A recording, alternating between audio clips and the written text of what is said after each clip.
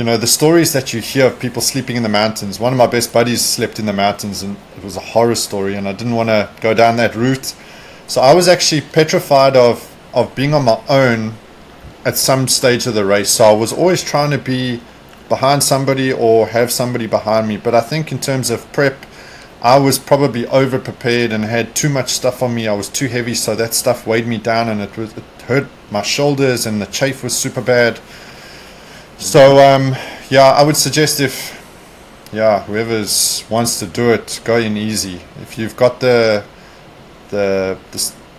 patience to do it a couple of times, start off with bronze, get to silver, get to gold. There's areas of that range where they do the roof. There's absolutely no cell phone signal, no comms.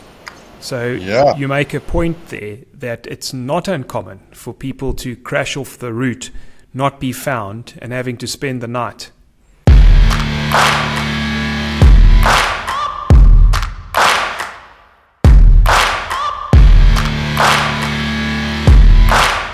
Moving on to your transfer into Enduro. That was quite an interesting decision, and you did quite well. So you entered a couple of Roof of Africas. I think you came third in one of the years in the national series. Yeah. So just talk us through that, becoming an enduro rider. So from a motocross background, what are the big changes you have to make mentally to do well on enduro? Yeah, so I question my decision in doing enduro sometimes. It was one of those challenge things where I was stubborn and hard-headed, and I wanted to prove to myself that I could do it. I got into my head in 2011. I had won the MX1 championship that year. I think Kieran won the MX2 that year. I'd won the MX1. And I had this thing in my head that I wanted to do the roof. And I had not really given it a lot of thought into what it actually entails. So I had 6 weeks. I think I took maybe 1 or 2 weeks off after the last national, and I had literally 6 weeks to get ready for the roof. And I remember Brian Kappa taking me to De Wilt, this hectic enduro practice training ground. I think I don't know if they've had races there. They might have, but we went there, and he absolutely tormented me, man. And probably not on purpose, but I was just so out of my depth, out of my league. I was not used to it. My body was used to training for motocross. I was certainly not ready for the roof. So I had 6 weeks of this, and there were a lot of times where I thought, no, that's not going to happen. It's not for me. But he pushed me, actually. He said, no, just go for it. You can do it. You just need to have that fuss bait, that determination that we were talking about earlier. So I did it, and I did the roof, and I struggled. I remember there was a group of us. We were out there for so long on the last day, and we had a couple of hours. I mean, I can go into extreme depth in how the end of the roof finished, but we ended up finishing with 15 minutes to spare, and it was a huge accomplishment for me, and I was stoked on that. And I said to myself I wasn't going to do it again because I didn't really enjoy it. It was a struggle for me. It didn't come naturally to me. So it's not that I hated enduro riding. It was just mentally I had to really work at it, and it was a big shift. And your body is not used to it, so it was a big shift. And then I'd retired from racing in 2013, and 2014 came around, and I got it in my head that I could maybe try my thing at this enduro. And again, I struggled. In the beginning. It was tough. It wasn't something that came naturally, and I pushed. And 2015, and then in 2015, I think I came third in the National Enduro Series, albeit that Wade Young was racing overseas and stuff, so he didn't do the full championship. So I think he finished just behind me, but that was clearly because he didn't do all the rounds. Because the rounds that he did do, I think he was just winning by miles. I can't remember, but so I came third in that championship, which was pretty cool. It was a cool feather in the cap, although it was. I really enjoyed riding enduro in practice when you're not pressuring yourself to perform and taking those risks. But I always felt out of my depth when I was trying to go fast on that rocky stuff and the technical stuff, and I always felt like I was on the brink of making a mistake, and you're always crunching your feet or smashing your fingers or the thorns. I mean, it sounds silly, but it's part of the whole thing. And then I did the roof in 2015 again. I think I came top 35, maybe, yeah, somewhere around there in the gold.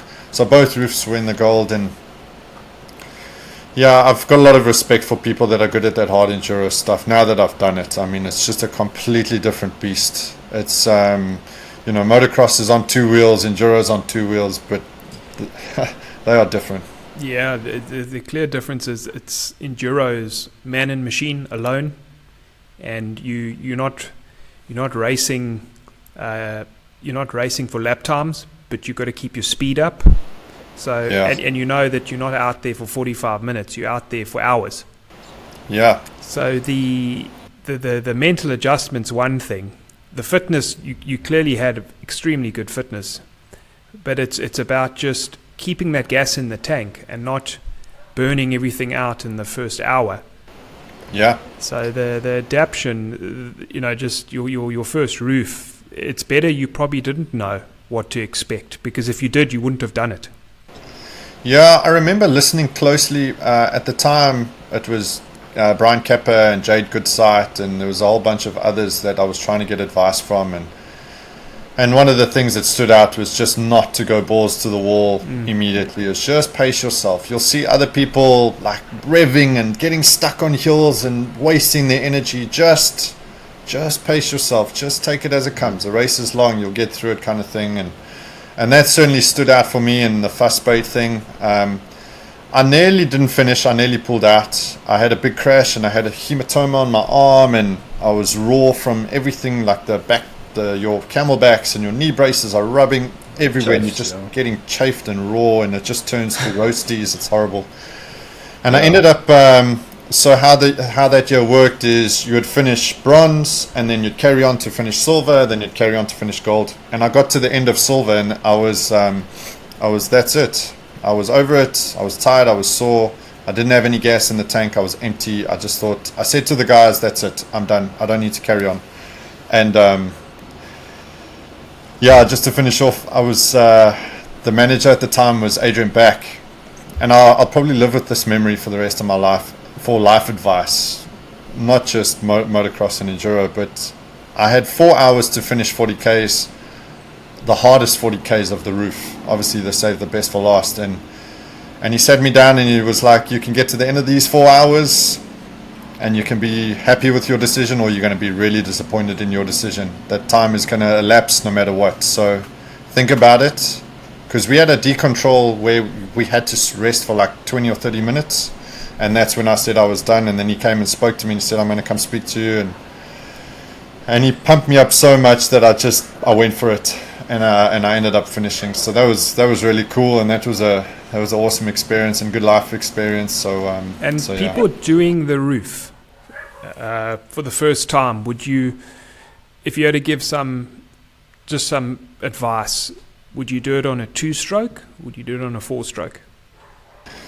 So I did it on both. The first year I did it on a YZ 252 stroke, which was absolutely bulletproof. I mean, those things are proven, and you can destroy that bike and it'll get you across. And then the second year I did it on a Husqvarna 350, which was again, I just want to make my life difficult, and that bike was super heavy, but it was a good bike, and I managed to get through. But certainly the way the new 2-strokes and the way KTM Husky and obviously Gas now are developing these bikes, they are so good. They've got so much low end torque.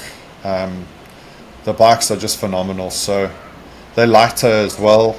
They're easier to fix is an argument on its own. But if I had to do it, if I ever had to do it again, and I hope I never go back on my word, I hope I never do it again.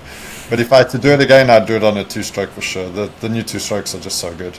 Yeah. And do you feel there's certain things that you worry about too much before you do the roof? So you over prep certain parts, maybe of the bike, but then other parts, like maybe energy drinks, you think, okay, I've got enough, but you don't have enough. Yeah.